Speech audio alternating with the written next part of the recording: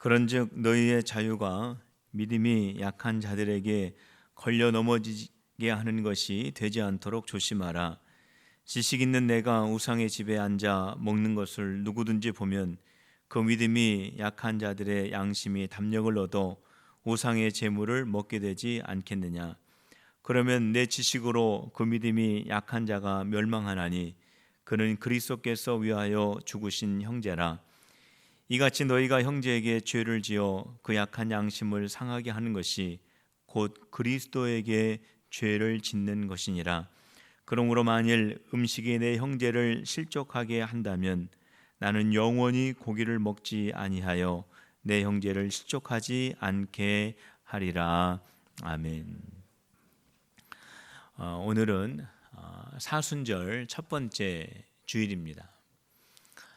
사순절이 무엇일까요? 사순절을 알려면은 먼저 교회력을 우리가 이해해야 합니다. 교회력이라고 하는 것은 교회의 절기입니다.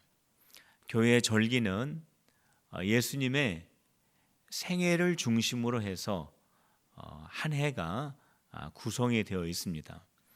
예를 들면은 이러한 것입니다.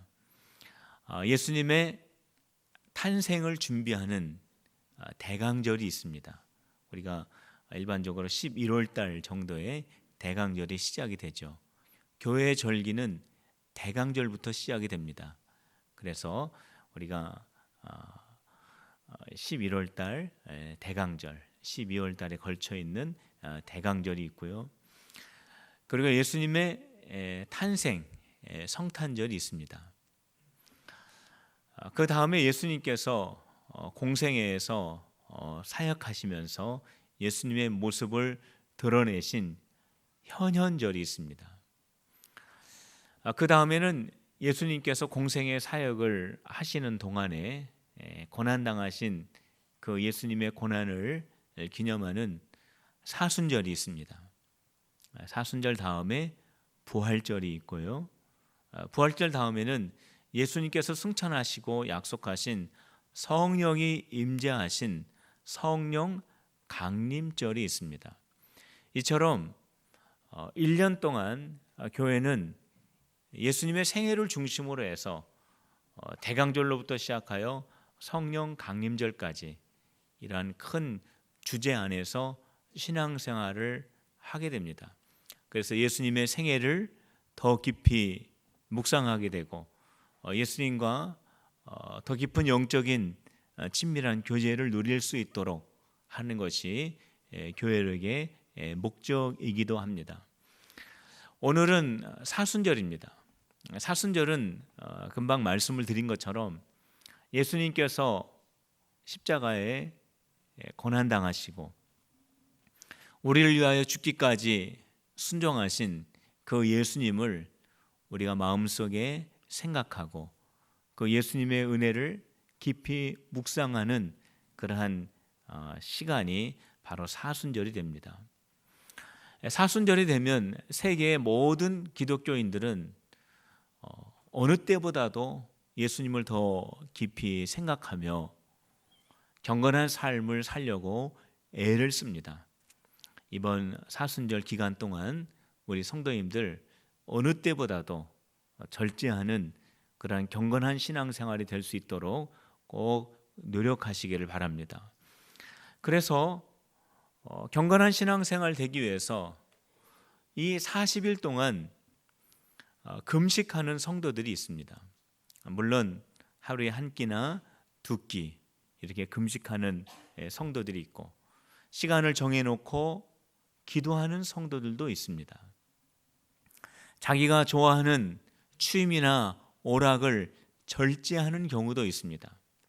우리 학생들 같은 경우에는 내가 이번 사순절 기간에는 예수님이 고난을 당하셨는데 내가 이번 기간 동안에는 내가 텔레비전을 안 봐야 되겠다. 텔레비전 금식이라고 하더라고요. 텔레비전을 금하는 학생들도 있고요. 내가 이번 사순절 기간 동안에는 예수님이 나를 위해서 고난을 당하셨는데 내가 스마트폰 게임 내가 이번에는 내가 자제해야 되겠다 하는 그러한 방법도 있습니다. 또 어떠한 경우에는 시간을 정해놓고 하나님의 말씀을 읽고 그 말씀을 묵상하고 또 암송하는 경우도 있습니다. 우리 교회가 이번에 사순절을 맞이해서 신약 성경 일독 새벽 기도회를 하려고 합니다. 작년에 우리 교회가 사순절 기간 동안에 신약 성경을 새벽에 일독을 했습니다. 많은 성도님들이 참여하셨고 또 많은 은혜들을 받으셨다고 제가 들었습니다. 이번에 2차 신약 성경 통독 새벽 기도회를 사순절 기간 동안에 진행을 하려고 합니다. 이번 사순절 신약 성경 일독 새벽 기도회의 주제를 정했습니다. 말씀으로 정결하게. 우리가 하나님의 말씀을 읽는 동안에 우리의 영이 더 깨끗하여지고 우리의 몸이 질병에서 벗어나게 되고 우리의 가정의 문제, 우리 교회가 더욱더 성결하고 거룩한 성령의 역사가 일어나기를 간절히 바라는 마음으로 말씀으로 정결하게 라고 하는 그런 주제 아래 우리가 성경 일독을 하려고 합니다. 우리 성도 여러분, 우리 예수님의 십자가, 나를 구원하신 예수님의 그 고난을 우리가 다시 한번 생각하시면서 우리 모든 성도들이 성경 일독 새벽 기도에 다 같이 참여할 수 있기를 간절히 바랍니다. 이 일을 위해서 성경 봉독자들이 지정이 되었습니다. 1층 게시판에 가시면은 그 날짜에 맞춰서 성경을 읽을 분량과 함께 또 그 성경을 읽으셔야 할 분들의 이름이 기록이 되어 있습니다. 구역장 강사님들 중심으로 기록이 되어 있고 이번에 임직을 받으시는 임직 후보자들 이름이 그 안에 되어 있습니다. 우리 순서를 맡으신 분들은 차질 없게 그 순서에 맞게 준비하셔서 잘 임하여 주시길 바랍니다. 그리고 우리 구역에서 우리 구역장님들은 우리 구역 식구들이 다 같이 이번 새벽에 하나님 말씀 앞에 모일 수 있도록 최선을 꼭 다해 주시길 바랍니다. 우리 구역 식구들에게 이 신약 일독 새벽 기도에 대해서 다 알려주시고 또 권면도 해주시고 우리 새로 등록하신 분들이 이 새벽 기도에 같이 은혜 받을 수 있도록 그렇게 안내도 해주시고 그리고 가능하면은 구역 안에서 자체적으로 차량도 운행하시면서 우리 구역 식구들이 함께 예배할 수 있도록 우리 구역장, 구역 강사님 그리고 우리 구역 식구들이 모두 힘을 합쳐서 정말로 이번 사순절 기간 동안에 하나님의 큰 정결함의 역사를 경험하는 우리 필그림의 성도들이 다 되시기를 주님의 이름으로 축복합니다. 제가 신학교 때 조직신학 시간에 들었던 이야기가 지금도 생각이 납니다. 그 교수님이 무슨 말씀을 하셨냐면은 중세 시대 때에 교회의 지도자들이 아주 격하게 논쟁을 하였던 그런 주제가 하나 있었다고 합니다. 많은 주제가 있었지만 그 중에 하나가 있었는데 그것이 무엇이냐면은 바늘 위에 천사가 얼마나 앉아 있을 수 있을까? 바늘 위에 몇 명의 천사가 설 수 있을까라고 하는 주제를 가지고 열띤 논쟁을 했다고 합니다. 열띤 논쟁을 넘어서 아주 격렬한 논쟁을 했다고 합니다. 이것은 그 당시에 신부이자 그리고 철학자였던 중세의 토마스 아퀴나스의 신학 대전이라고 하는 책에 소개된 그러한 내용인데 바늘 위에 천사가 얼마나 올라갈 수 있을까? 이것은 천사가 영적인 존재이냐 물질적인 존재이냐를 논하는 그러한 논쟁이었다라고 합니다. 그 당시에 이 논쟁이 얼마나 중요했는지는 모르겠지만 아마 현대를 사는 우리에게는 그만큼 중요하게 마음에 다가오지는 않습니다. 그렇기 때문에 이 주제를 논하면서 그 당시 중세 시대 때의 교회가 얼마나 공허하고 탁상 공론에 빠져 있는 모습이었는가를 우리에게 잘 보여주는 그러한 주제 가운데 하나라고 평을 하고 있습니다. 오래전에 들었던 이야기입니다. 어떤 교회에 논쟁이 일어났습니다. 성도들 간에 의견 대립이 일어났습니다. 그래서 교회가 굉장히 어려움을 겪게 되었습니다. 그 이유가 무엇이냐면은 교회 본당에 카페트를 깔아야 되는데 그 카페트 색깔을 빨강색으로 할 것이냐 아니면은 다른 색으로 할 것이냐를 가지고 시비가 붙어서 의견이 갈라지고 논쟁하고 교회가 분쟁에 휘말리게 되었다라는 이야기입니다. 또 어떤 교회도 어려움을 겪게 되었다고 합니다. 의견의 차이가 생겼습니다. 서로 분쟁합니다. 서로 논쟁합니다. 그 이유가 무엇이냐면은 피아노의 위치를 본당 오른쪽에 놔야 될 것이냐 왼쪽에 놔야 될 것이냐를 가지고 시비가 붙어서 이렇게 의견이 나누어지면서 분쟁에 휘말리게 되었다라는 겁니다. 카페트의 색깔을 빨강색으로 하느냐 다른 색으로 하느냐 중요한 문제일 수 있습니다. 피아노의 위치를 오른쪽이냐 왼쪽이냐 놓는 거 중요한 문제일 수 있습니다. 그러나 서로 사랑해야 될 성도끼리 분쟁해야 하는 이 일을 투자할 만한 가치가 있는 것은 결코 아닙니다. 교회가 분쟁에 휩쓸려야 할 정도로 투자해야 할 그러한 문제가 결코 되어서도 안 되는 것입니다. 카페트가 빨강이든 파랑이든 노랑이든 피아노가 오른쪽에 있든 왼쪽에 있든 이 문제를 가지고 분쟁하고 의견이 나눠지는 중에 성도의 관계는 다 깨어지고 교회의 거룩한 모습은 다 잃어버리는 엄청난 손해를 본다라고 하는 것을 우리는 잊어서는 안 된다라고 하는 것을 우리는 그 사건들을 통해서 듣게 됩니다. 오늘 우리가 읽은 고린도 교회가 바로 이와 유사한 문제를 만나게 됩니다. 고린도 교회 안에 고기를 먹어도 되느냐 먹지 말아야 되느냐라고 하는 이 문제를 만나게 됩니다. 그 당시에 이 고린도 지역은 로마에 의해서 다스려지고 있는 그러한 지역이었습니다. 그렇기 때문에 이 고린도 지역에서도 로마가 섬기는 신을 섬기고 로마의 황제를 우상으로 섬기는 그러한 신전들이 있었습니다.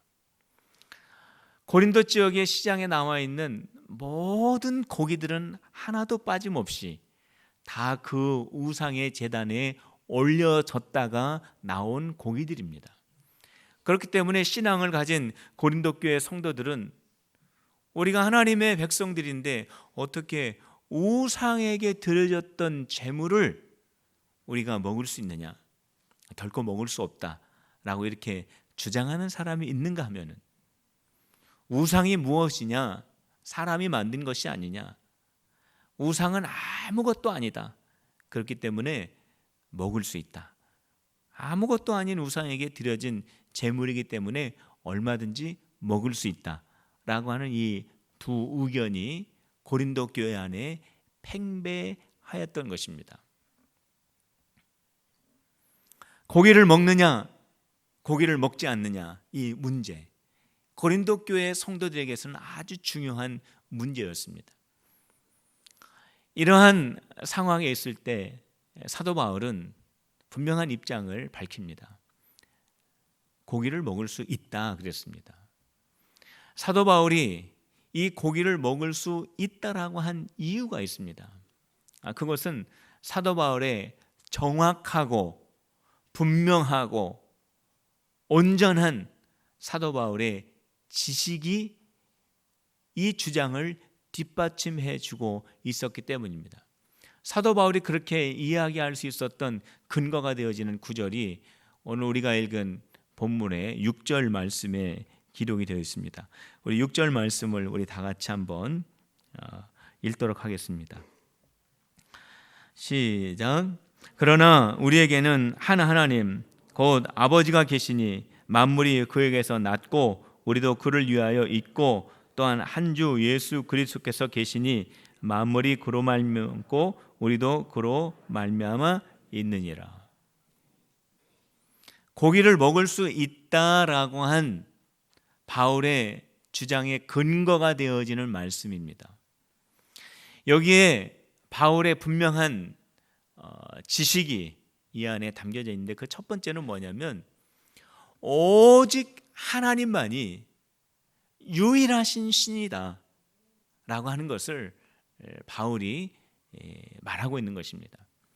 아무리 사람들이 많은 신을 말하고 많은 신들이 여러 가지 기사와 이적을 나타낸다라고는 그러한 말들이 무성하지만 그러한 모든 신들 위에 전능하신 하나님이 유일한 신으로 계시기 때문에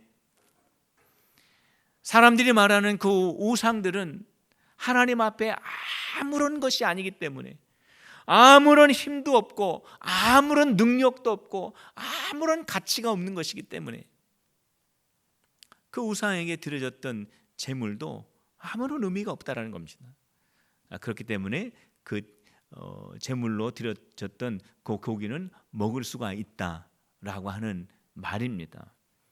그리고 사도 바울이 6절에서 또 말하고 있는 두 번째 지식은 어떠한 것이냐면 하나님은 창조주이시다. 하나님은 하늘과 땅을 지으신 분이시고 온 우주 천하 만물을 창조하신 분이 하나님이시고 그 안에 우리들도 하나님께서 지으셨다라고 하는 그러한 지식입니다.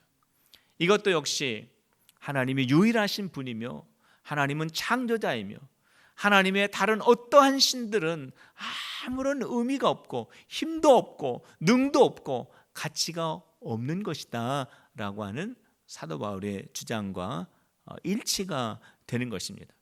그렇기 때문에 그러한 우상에게 드려졌다고 해서 그 고기를 못 먹을 이유가 없다라고 하는 겁니다. 그 다음에 세 번째로는 우리 모든 성도들은 하나님을 위하여 창조되었다라고 하는 말을 합니다. 우리가 하나님에 의해서 창조가 되었습니다. 하나님께서 우리를 창조하신 목적 가운데 하나가 있습니다. 그 목적은 무엇이냐면 우리가 하나님께 영광 돌릴 수 있기 위하여 하나님께서 저와 여러분들을 창조하셨습니다. 그래서 저와 여러분들의 삶의 목적은 하나님께 영광입니다. 저와 여러분들이 공부하고 저와 여러분들이 직장 생활하고 저와 여러분들이 살아가는 삶의 궁극적인 이유는 하나님을 기쁘시게 하기 위한 것에 두어야 하는 것입니다. 이것이 인간의 궁극적인 삶의 목적입니다. 어떻게 하면은 하나님께 영광을 올려드릴 수가 있을까요? 요한복음 15장 말씀에 보면은 우리가 열매를 많이 맺으면 하나님께 영광이 된다 그랬습니다. 하나님께서 우리에게 맡겨주신 그 사명의 결실을 맺을 때에 우리 하나님이 기뻐하시고 우리 하나님께 영광이 되는 것입니다. 사랑하는 필그림의 성도 여러분, 하나님께서 여러분들 각자에게 주신 그 귀한 사명에 많은 결실을 맺어서 하나님께 영광 돌리시는 우리 성도님들이 다 되시기를 주님의 이름으로 축원합니다. 우리 하나님 앞에 결실 맺을 때 하나님이 기뻐하시고 하나님께 영광을 올려드릴 수 있는데 우리 하나님 앞에 결실 맺지 못하도록 하는 요소가 한 가지 있습니다. 많은 요소들이 있겠지만 우리가 하나님께 열매 맺지 못하도록 하는 이유가 하나 있습니다. 그것은 뭐냐면 낮은 자존감입니다.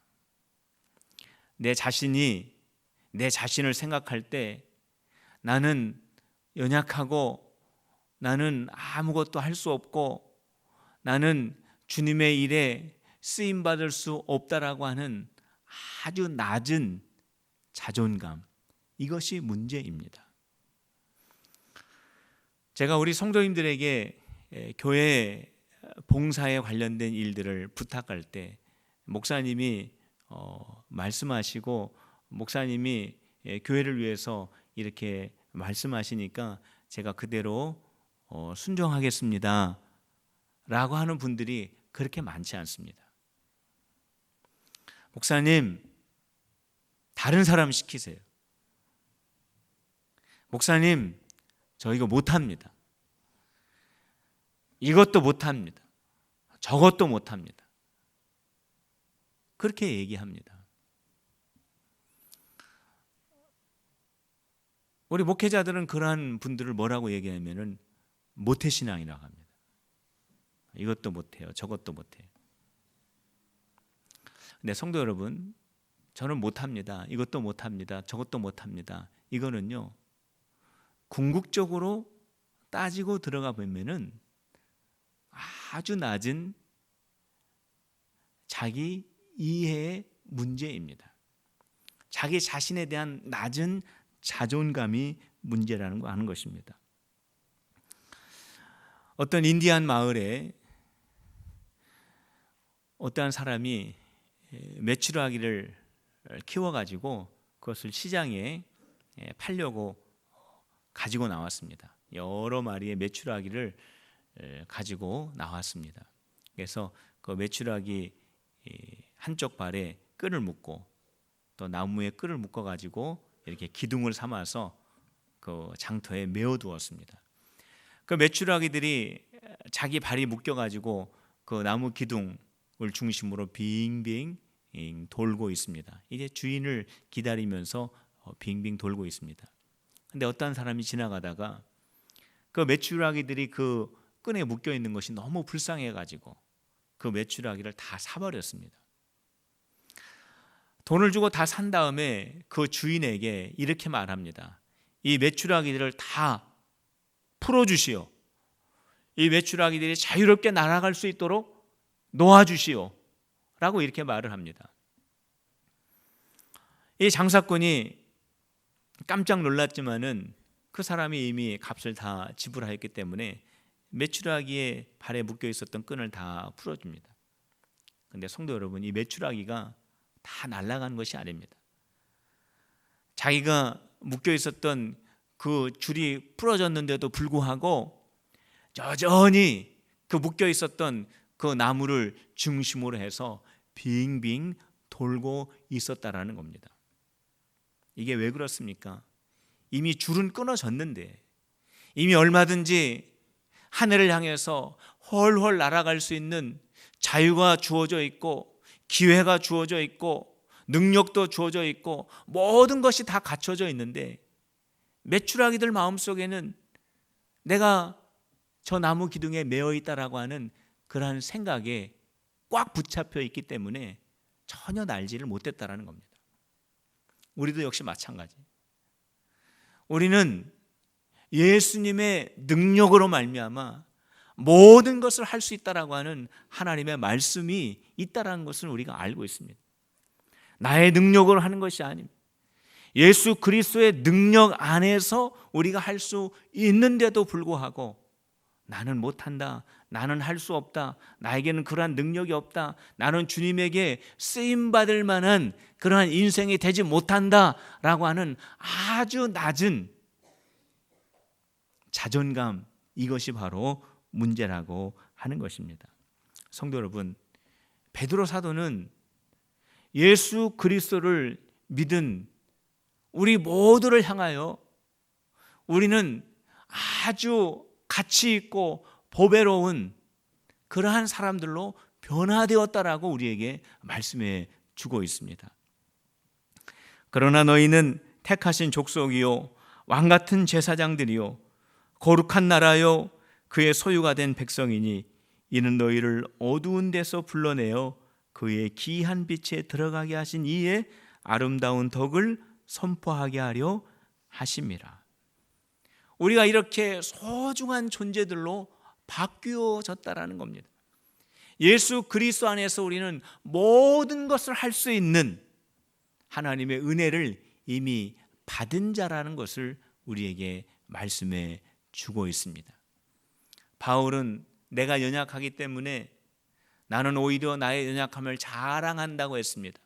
왜냐하면 나의 이 연약한 이 내 삶에 예수님의 능력이 임함으로 말미암아 나의 능력이 아니라 나의 연약함 삶을 통하여 하나님의 능력이 나타나기 때문에 나는 오히려 나의 연약함을 자랑하고 싶다라고 말씀했습니다. 성도 여러분, 저와 여러분들은 연약하지만 예수 안에서 쓰임받는 인생으로 가치가 전환되었다라고 하는 이 사실을 깨닫는 우리 필그림의 성도들이 다 되시기를 주님의 이름으로 축원합니다. 사도 바울은 정확한 지식을 가지고 있었습니다. 하나님은 유일하신 분이시고 하나님은 창조자이시고 그렇기 때문에 저 우상에게 드렸던 제물은 아무런 의미가 없기 때문에 얼마든지 고기를 먹어도 된다, 먹을 수 있다 라고 사도 바울은 확신했습니다. 그런데 사도 바울의 위대한 점은 바로 여기에 있습니다.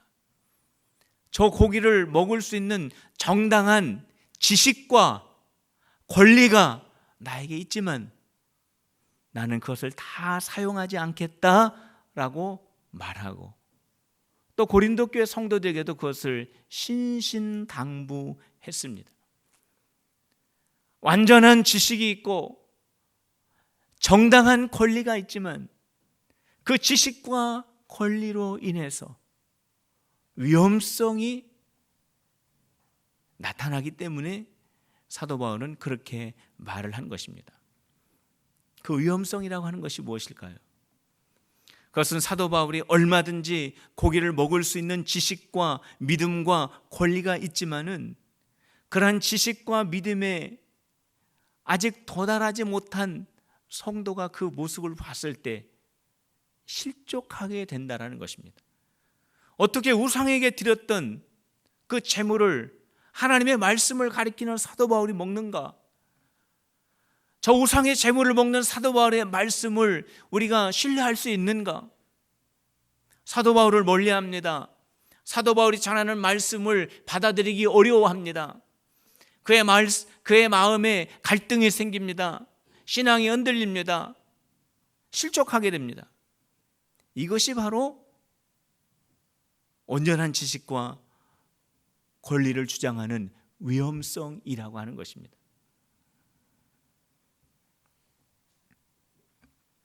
사도 바울은 자신의 권리 때문에 한 영혼이 실족하는 것은 죄라고 했습니다. 이것은 그 형제 자매에게 죄를 범하는 것이고 뿐만 아니라 그 형제와 자매를 위하여 죽으신 예수 그리스도에게 죄를 범하는 것이다 라고 그렇게 말씀을 했습니다. 우리 예수님께서 어린 아이에게 대하는 것이 곧 나에게 하는 것이다 이렇게 말씀하셨어요. 가난한 자들, 연약한 자들, 힘없는 자들, 불쌍한 자들을 위해서 그들에게 도움을 주고 그들을 돌봐주는 것은 곧 나에게 하는 것이다 예수님께서 말씀하셨습니다. 왜냐하면 바로 그러한 형제와 자매를 위하여 예수님께서 십자가에서 죽으셨기 때문입니다. 형제와 자매들을 죄와 사망의 권세에서 구원하시기 위하여 예수님께서 생명을 지불하셨기 때문입니다. 그렇기 때문에 그들은 그들의 것이 아니고 우리들도 우리들의 것이 아니라 예수님의 소유가 되었다는 겁니다. 우리 곁에 있는 형제와 자매들은 모두가 다 예수님의 소유입니다. 우리를 포함해서, 내 자신을 포함해서. 그렇기 때문에 한 형제와 자매를 실족하게 하는 것은 곧 예수님에게 죄를 범하는 것이다 라고 말씀을 합니다. 성도 여러분, 나에게 정당한 권리가 있어도 나에게 흠이 없는 지식이 있어도 그것이 형제와 자매의 믿음을 실족하게 하는 것이라면 그것은 온전한 지식, 온전한 권리라고 말할 수 없는 것입니다. 성도 여러분, 내 옆에 있는 형제와 자매, 예수님의 소유입니다. 그렇기 때문에 우리가 교회 안에서 형제와 자매를 대할 때에 예수님에게 대하듯이 해야 옳은 것입니다. 사도 바울은 분명한 지식이 있고 정당한 권리가 있기 때문에 자유로웠습니다. 우상의 제물에 올려졌던 고기에 대하여 자유로웠습니다. 먹어도 되고 안 먹어도 되고 바울 마음대로 할 수가 있는 사람이었습니다. 근데 바울이 뭐라고 선언을 합니까? 뭐라고 교회 앞에서 바울이 선포를 합니까? 내 권리가 정당할지라도 내 권리 때문에 성도들이 실족한다면 나는 영원히 고기를 먹지 않겠다라고 선언을 하게 됩니다. 이것은 정당한 지식과 온전한 권리와 상반되는 사랑이요 덕인 것입니다. 사도 바울은 우리에게 교회란 정당한 지식과 온전한 권리 위에 세워지는 것이 아니라 사랑과 덕 위에 세워지는 것이라고 하는 것을 오늘 우리에게 알려주고 있습니다. 틀림없는 가치관, 균형 잡힌 권리, 그러나 내가 이 중에 포기할 것은 없는가? 내가 내려놓아야 될 것은 없는가? 내가 이러한 것보다도 사랑과 덕을 더 앞세워야 하는 것은 없는가? 이러한 것들을 내가 내려놓는다면 이것은 곧 우리 예수님을 사랑하는 것이고, 내가 교회와 성도들 위해서 이러한 것들을 포기한다면 이것을 하나님이 알아주신다라고 오늘 성경에 기록을 하고 있습니다. 올바른 지식 참 중요합니다. 정당한 권리 얼마나 소중한지 모릅니다. 이러한 것들은 우리가 어떠한 상황과 처지에 있다 할지라도 우리의 믿음이 흔들리지 않도록 분명하게 잡아주는 것은 사실입니다. 그러나 그 지식과 권리가 나 외에 다른 사람의 믿음을 흔든다면, 다른 사람의 신앙을 실족하게 한다면 안 되는 것입니다. 사도 바울은 우리가 보지 못하는 그 부분을 우리에게 알려주었습니다. 그래서 우리의 지식 그리고 우리의 권리 조심해야 하고 절제해야 한다라고 말씀합니다. 사랑하는 필름의 성도 여러분, 우리가 가지고 있는 지식, 우리가 가지고 있는 이 권리가 우리의 믿음에 유익할 뿐만이 아니라 우리 모든 성도들에게도 유익할 수 있는 우리 필그림의 성도들 다 되시기를 주님의 이름으로 축원합니다. 우리 이 시간 다 같이 안음성으로 기도합시다. 하나님, 우리 필그림 교회가 지식과 권리가 아니라 사랑과 덕 위에 세워지는 교회가 되게 해달라고 우리 하나님 앞에 간절히 기도하겠습니다. 할렐루야. 하나님 아버지,